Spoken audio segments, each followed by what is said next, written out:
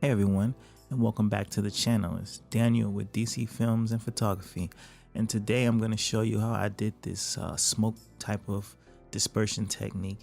And let's get started. Well, first you want to bring in your photograph into whatever editing software that you decided to use. I'm using Photoshop CC. This is a picture of D-stine with V-Town Records. I do a lot of work for him. I always like to duplicate the layer first, and so just if I mess up completely, I have something to go back to.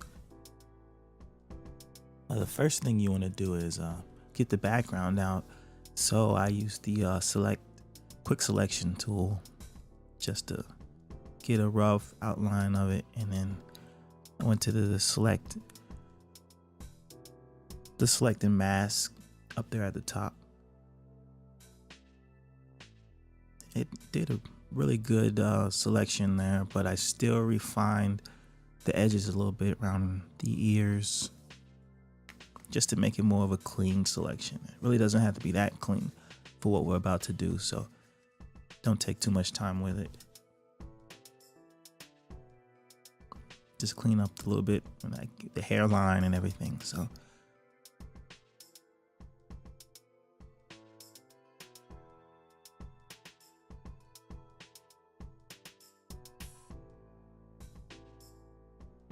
and I went down and I exported to as a new layer.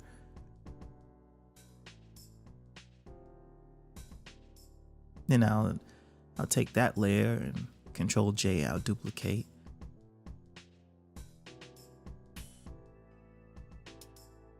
You usually name the layers, but I don't always do that just because it's only 2 layers. I really won't get confused. But go to the top layer that I have, and I went to the liquify tool, and well, I'm trying to just get like a outline of the colors and everything that I want to go in the direction I want to. So I'm just just pulling. You have to use your own preferences to what you're trying to do, but I wanted it to be like a upward type of smoke motion, type of disappearing into the thin air, so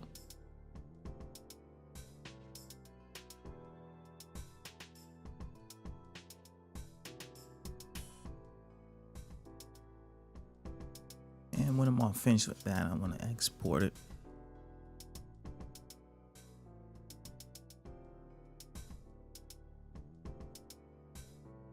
And once I finish all that, I want to go down to the bottom tab and add a new solid layer, a new color. So that's for the background, and you can pick whatever color you choose. I don't know what I was really trying to go for.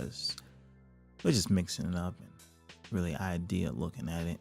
In my eye, just the color that I wanted to get. Red wasn't really working for me, so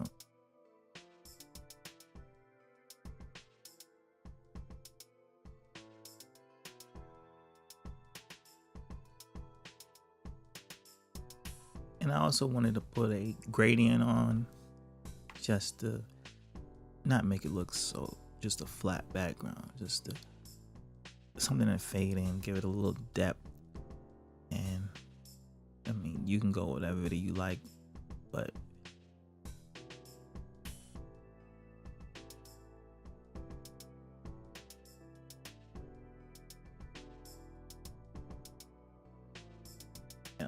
my bottom layer, I added a layer mask, just filled with white, and to the top you want to add a layer mask and fill with black. You can click Alt layer mask and it'll work on Windows. Mac, I have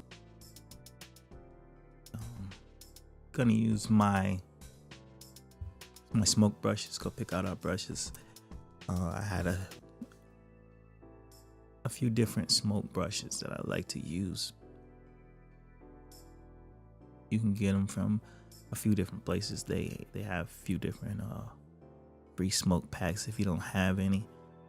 but you can use whatever type of brush you like to use. You know, it doesn't have to be smoke. It can be just particles or any type of thing. It's just whatever you want to use, whatever's in your mind, the look you're going for. And this is the part that really it took a little bit of time for me to do, just because I think it's the most important. Is because if you don't do it right, it won't look like it just won't look right if you just rush through it, you know. So I just took my time painting with black on the bottom layer, just to take off pieces of the clothing, the sides of the hair, the sides of the head, the face, everything, just to make it, you know, blend in more with the other layer.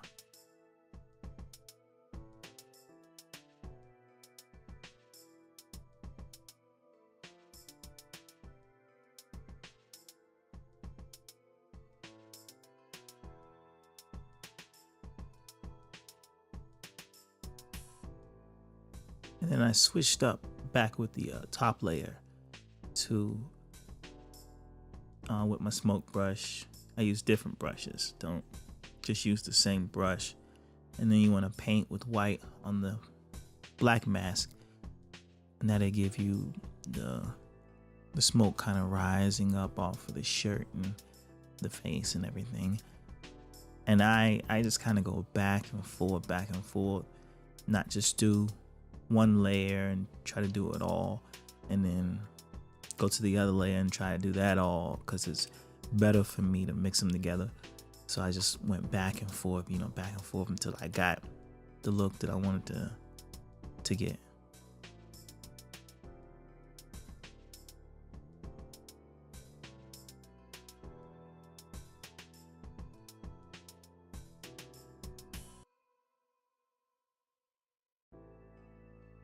And then I made a mistake, so I had to go back into the liquify layer that I did, and I had to stretch out some more of the pieces because I didn't liquefy everywhere I needed to be. That corner piece, I didn't bring it out all the way, so I had to go back and fix that. You know, I make mistakes all the time.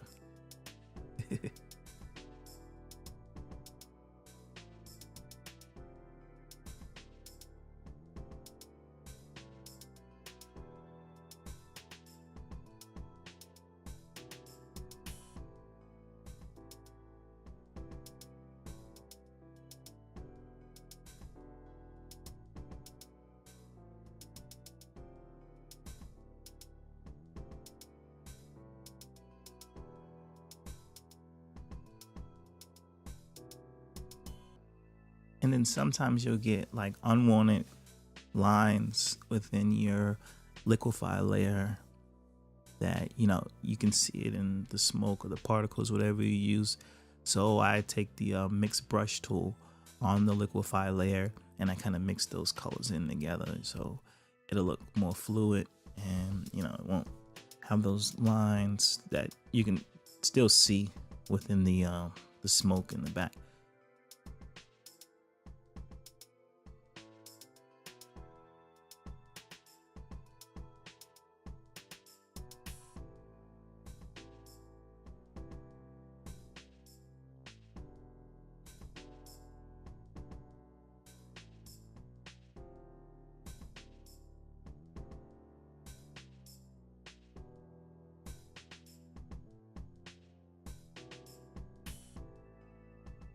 And after I used the mix brush tool on the liquify layer, I didn't like the colors. Like, I didn't want the smoke next to the face to be white like the shirt. So I just took my brush and then I sampled like some of the colors from the face and I painted next to the face. So, you know, the smoke would be more of a brownish color to match the face instead of it being like straight white.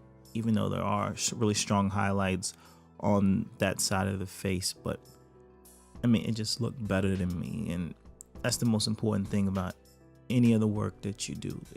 it looks good to you, then you know it really doesn't freaking matter about what anybody else thinks or what's conventional. Like you do what looks good to you, and you never go wrong, really. So I kind of just darkened up the hair too. I just took the black brush and kind of brushed over that. Just I thought it made it look better to me.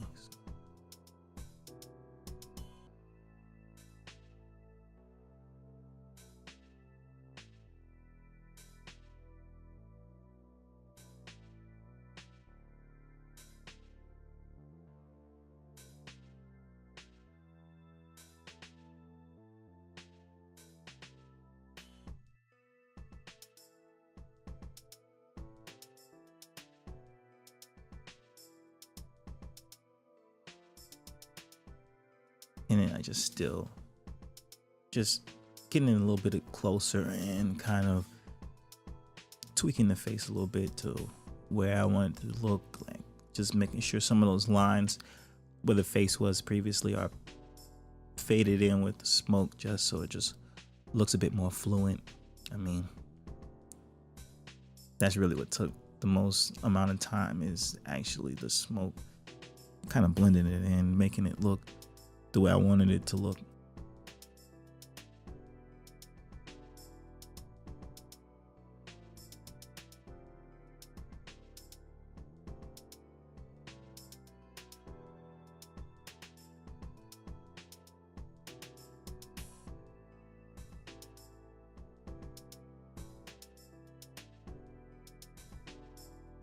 And after I got like the whole smoke thing the way I wanted it to kind of look, I wanted to add a gradient just to give it a bit more color, and I just used their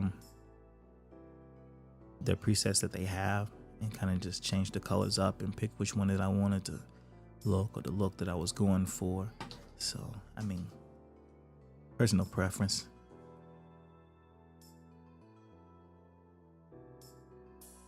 And once I found the one that I liked, I set the blend mode on that layer to soft light and just moved the opacity slider until it got to where I wanted it to look, and just, yeah, I kind of tweak it just a little bit if you want, whatever you want to do.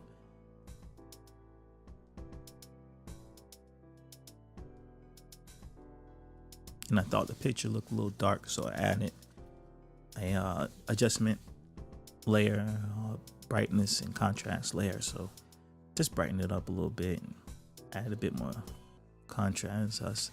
I like my pictures highly contrast. So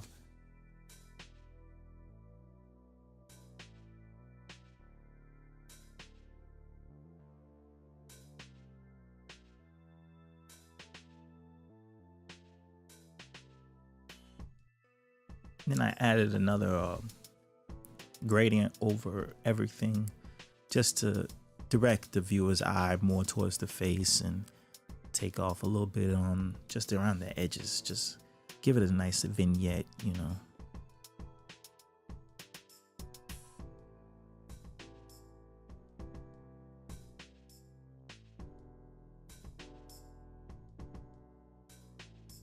And then again, I changed the colors again.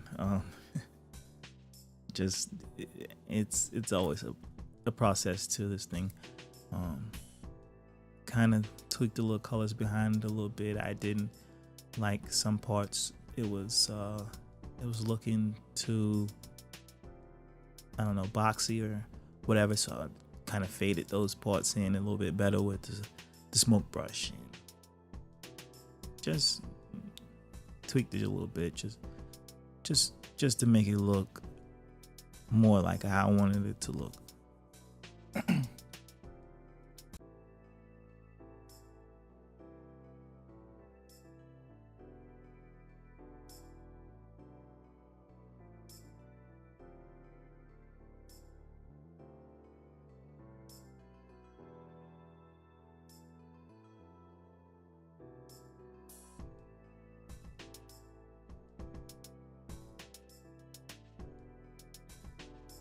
And I also hit it with a bit of a curve adjustment on the face layer, but I did not like that. So I think I just deleted that anyways. But you got to try out everything. That's the whole point of creativity. Just, try something. And then if it doesn't work, you can just delete it. I mean, and if it does, then voila, you got yourself something. And it's pretty much everything that I did. And that was it. I just saved it, sent it out to the client. Client loved it. That's the best thing is you like it, the client likes it, then it's a home run. Other than that, just, don't even think about what any person else is going to think about your work. You like your work. Don't worry about anybody else, because, everybody doesn't have the vision that you're going to have. And a lot of people, they just, they'll see it and be like, oh, I would have done that better. I would have did this and would have did that. But you're not doing it. I am. So, I mean, that's just it.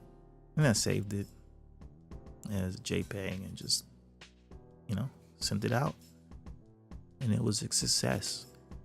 And I hope you learned something from this tutorial. Hit that like button, subscribe if you would like, and we'll be putting out a lot more content in the future days and months. So just hang out with us, grow with us, keep making those great, amazing projects that you make. And I just hope I was able to help someone today. See you next time. It's Daniel